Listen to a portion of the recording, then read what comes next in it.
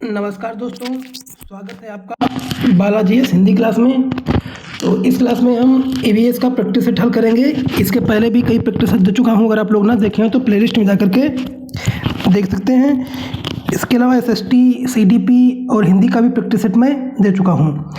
तो चलिए, इस सीरीज में पर्यावरण अध्ययन में इस सीरीज में 3 से प्लस 300-350 से अधिक क्वेश्चंस मैं करवाऊँगा छोटे छोटे पार्टों में, और जो कि बहुत ही इंपॉर्टेंट होंगे। जिस प्रकार से सीटेट क्वेश्चन पूछती है उसी प्रकार ये सारे क्वेश्चंस आपको पर्यावरण अध्ययन में मिलेंगे। तो चलिए, पर्यावरण अध्ययन की पाठ्य पुस्तक में पहेलियां शामिल करने का निम्नलिखित में से कौन सा उद्देश्य नहीं है?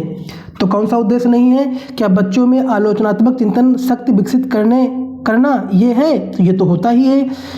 अगला है, बच्चों में तर्कणा शक्ति का विकास करना, ये भी है। क्या बच्चों के मस्तिष्क को भ्रमित करना और उन्हें इस भ्रम का आनंद उठाने देना? तो क्या मस्तिष्क को भ्रमित करने के लिए किया जाता है? नहीं, तो ये ऑप्शन गलत हो जाएगा आपका। सृजनात्मक चिंतन की योग्यता और उत्सुकता का विकास करना, ये भी सही है। तो इसमें पूछ रहा है नहीं है उद्देश्य, तो उद्देश्य आपका ऑप्शन नंबर सी नहीं है, तो ऑप्शन नंबर सी दोस्तों सही हो जाएगा। रोहन के विद्यालय में एक विद्यालय प्रदर्शनी का आयोजन किया गया था। इसका उद्देश्य एक उद्देश्य के साथ किया गया था। आपके विचार से कौन सा उद्देश्य सर्वाधिक उपयुक्त होगा? तो विद्यालय का नाम प्रसिद्ध करना, क्या ये था उद्देश्य? क्या ये उद्देश्य हो सकता है? बिल्कुल नहीं। क्या जब अभिभावक को बुलाया जाए और उसके साथ जो है प्रदर्शनी किया जाए,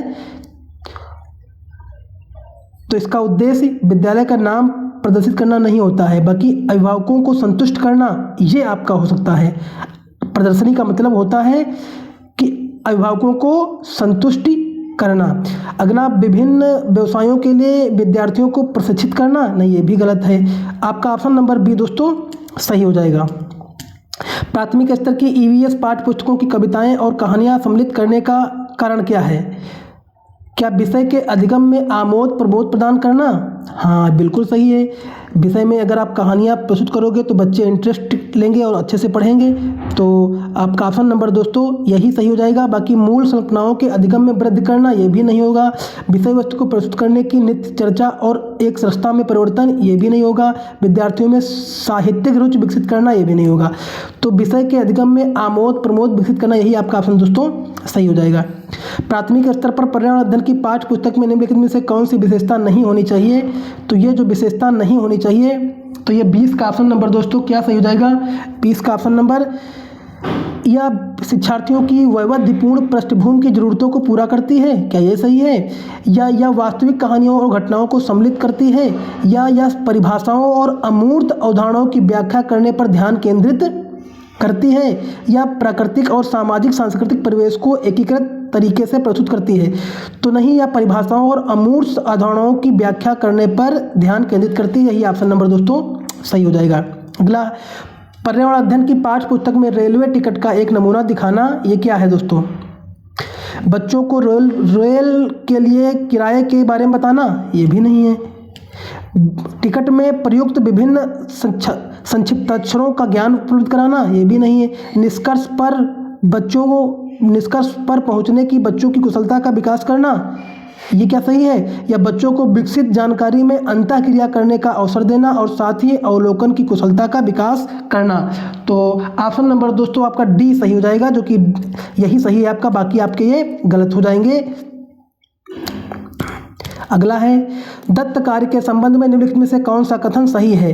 तो दत्त कार्य के बदले में जो आपका कथन सही दोस्तों है, प्रतिदिन विविधता और अभ्यास कराने के लिए कक्षा कार्य और गृह कार्य के रूप में दत्त कार्य करने की आवश्यकता है, या दत्त कार्य आकलन का एकमात्र तरीका है, या दत्त कार्य बच्चों को सूचना खोजने, अपने विचारों का निर्माण करने और उसे संचालित करने का अवसर प्रदान करता है, या दत्त कार्य अभिभावकों, भाइयों व बहनों द्वारा अपनी क्षमता के अनुसार किया जा सकता है?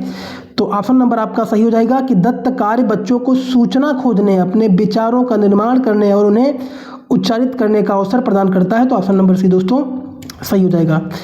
पर्यावरण जागरूकता का किसके द्वारा सृजन किया जा सकता है? तो ये जो सृजन किया जा सकता है दोस्तों, तो ये जो सृजन होता है दोस्तों, ये होता है क्षेत्रीय भ्रमण द्वारा।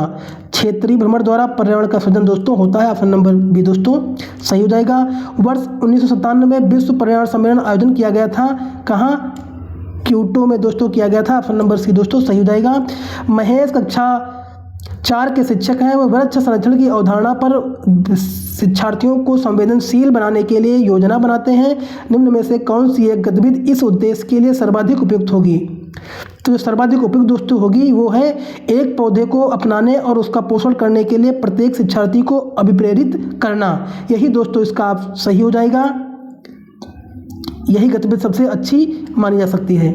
अगला है पर्यावरण अध्ययन में बच्चे शिल्पकला और चित्रकला के समूह में सीखना विशेष रूप से पसंद करते हैं, क्योंकि जब बच्चों की सृजनात्मकता को प्रशंसा की जाती है तो वह खुश होते हैं और उसके प्रति प्रेरित भी होते हैं। तो ऑप्शन नंबर आपका दोस्तों, ऑप्शन नंबर क्या सही होगा? या सामाजिक अधिगम को बढ़ावा देते हैं, तो ऑप्शन नंबर सेकंड और थर्ड दोस्तों सही हो जाएगा, जो कि ऑप्शन नंबर सी में है। ऑप्शन नंबर सी दोस्तों सही हो जाएगा। प्राथमिक संस्थाओं में विद्यार्थियों के पास अनेक प्रकरणों में अनेक वैकल्पिक अवधारणाएं होती हैं, जैसे संजीव, निर्जीव, जलचक्र, पौधे आदि। इन वैकल्पिक अवधारणाओं के स्रोत हो सकते हैं दोस्तों, क्या हो सकते हैं? तो जो स्रोत दोस्तों हो सकते हैं,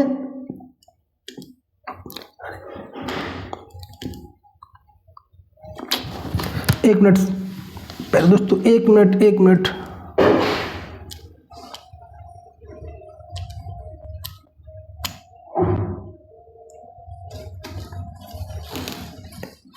चलिए। स्रोत हो सकते हैं, तो स्रोत वो क्या हो सकते हैं दोस्तों? तो जो ये स्रोत दोस्तों होते हैं वो होते हैं पाठ्य पुस्तकें एवं अन्य पुस्तकें, शिक्षक और कहानियाँ एवं कविताएं, यही आपके हो सकते हैं। तो ऑप्शन नंबर बी में दोस्तों सही हो जाएगा। अगला है पर्यावरण अध्ययन के शिक्षकों को क्या करना चाहिए? शिक्षकों को दोस्तों बच्चों के दृष्टिकोण को स्वीकार करना एवं सम्मान देना चाहिए, जो कि ऑप्शन नंबर आपका दोस्तों ए सही हो जाएगा। राष्ट्रीय पाठचर्या की रूपरेखा 2005 प्राथमिक स्तर पर पर्यावरण अध्ययन शिक्षण का प्रमुख उद्देश्य होना चाहिए। क्या उद्देश्य होना चाहिए? कि स्वतंत्र रूप से प्रयोग करने की कुशलता अर्जित करना, स्वतंत्र रूप से प्रयोग करने की कुशलता अर्जित करना, जो कि ऑप्शन नंबर आपका दोस्तों डी सही हो जाएगा। पर्यावरण अध्ययन में एक अच्छे दत्तकारी का मुख्य लक्षण होना चाहिए। क्या लक्षण होना चाहिए? कि अधिगम विस्तार के अवसर उपलब्ध कराना, यही आपका मुख्य लक्षण होना चाहिए। अधिगम विस्तार के अवसर उपलब्ध दोस्तों कराना, न कि प्रभावी अधिगम के लिए पाठ की दोहराई करना। क्या ये कुशलता हो सकता है? बिल्कुल नहीं सकता है। समय का बेहतर उपयोग सुनिश्चित करना, यह भी नहीं है। शिक्षार्थियों को अनुशासन में बनाए रखना, यह भी नहीं है। तो ऑप्शन नंबर डी दोस्तों सही हो जाएगा। अगला है कविता पर्यावरण अध्ययन की कक्षा में गरीबी, निरक्षरता और वर्ग असमानता जैसे सामाजिक मुद्दों पर बल देना चाहती है। निम्न में से कौन सा अधिगम अनुभव इस उद्देश्य की प्राप्ति में अधिक प्रभावी होगा? तो जो सबसे अधिक प्रभावी हो सकता है दोस्तों, शिक्षार्थियों को संबंधित जानकारी एकत्र करने और उनका विश्लेषण करने के लिए सामूहिक परियोजना लेने के लिए कहना, जो कि ऑप्शन नंबर आपका दोस्तों सी सही हो जाएगा। अगला है ईवीएस में किसी अच्छे गृह कार्य को मुख्यतः किस पर केंद्रित होना चाहिए? तो ये मॉनिटरी लर्निंग पर केंद्रित होना चाहिए, मॉनिटरी लर्निंग पर केंद्रित होना चाहिए। ऑप्शन नंबर ए दोस्तों सही हो जाएगा। अगला है प्राथमिक स्तर की अच्छी ईवीएस पाठचर्या में होना चाहिए क्या अपने आसपास को खोजने के अवसर प्रदान करना चाहिए, या संकल्पनाओं की विस्तृत व्याख्या पर अधिक एकाग्रता, या पदों की यथार्थ परिभाषा पर अधिक बल देना, या पाठ के अंत में अधिक अभ्यास प्रश्न सम्मिलित करना। तो ऑप्शन नंबर दोस्तों सही जाएगा, अपने आसपास को खोजने के अवसर प्रदान करना, यही सबसे ईवीएस में पाठचर्या में होना चाहिए। प्राथमिक स्तर पर अपने आसपास को खोजने के अवसर विद्यार्थी को देना चाहिए और उससे कहना चाहिए। तो ऑप्शन नंबर ए दोस्तों सही हो जाएगा।